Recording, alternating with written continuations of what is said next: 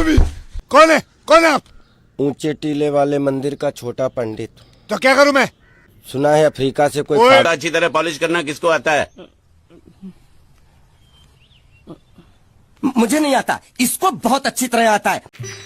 ઓય તારી ઓલી ગર્લફ્રેન્ડ રહી ને એની બેનપણી ભૂરી છે ને એની યાર મારું સેટિંગ કરાવી દે ને. તાર માવો ખાવો હોય તો ખાઈ જા, બાકી ઈ રહેવા દે. તો હલો મિત્રો, કેમ છો? ફાઇનલી અમે આવી ગયા છે નવો બ્લોગ બનાવવા માટે.